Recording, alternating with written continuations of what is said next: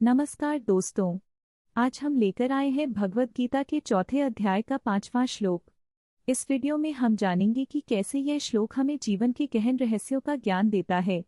अगर आपको हमारा कंटेंट पसंद आए तो कृपया लाइक करें और सब्सक्राइब करें हमारे चैनल को। चलिए अब इस श्लोक की गहराइयों में उतरते हैं।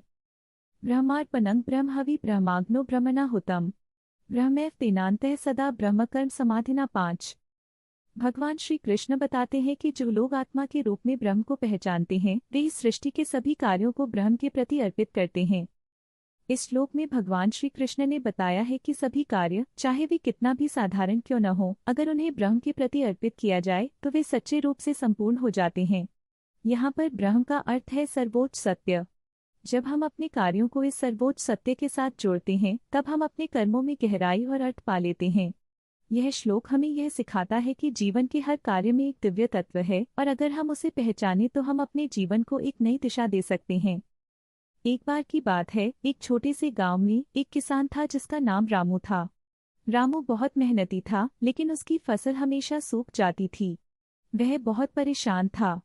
एक दिन उसने सोचा, क्या मैं सही तरीके से काम कर रहा हूँ? उसने अपने दादाजी से सलाह ली। दादाजी ने उसे भगवद गीता का चौथा अध्याय पढ़ने के लिए कहा।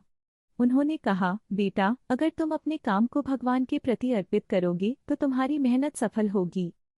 रामू ने अगले दिन से अपने काम की शुरुआत एक नए दृष्टिकोण से की। उसने अपने खेत में काम करते समय, हे भगवान, यह फसल तुम्हारे लिए है, ऐसा सोचकर उसने काम किया। अब जब भी वह बीज बोता वह यह बताता कि यह सब कुछ भगवान के लिए है।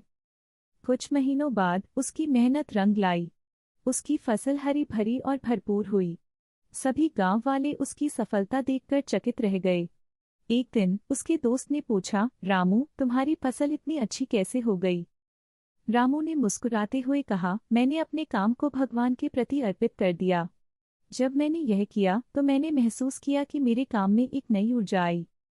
इस कहानी से हमें यह सीख मिलती है कि जब हम अपने कार्यों को एक उच्च उद्देश्य के लिए अर्पित करते हैं तो न केवल हमें सफलता मिलती है बल्कि हमें जीवन का एक नया अर्थ भी मिलता है।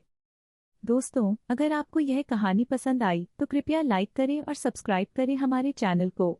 हम और भी रोचक कहानियाँ और ज्ञानवर्धक वीडियो लाते रहेंगे।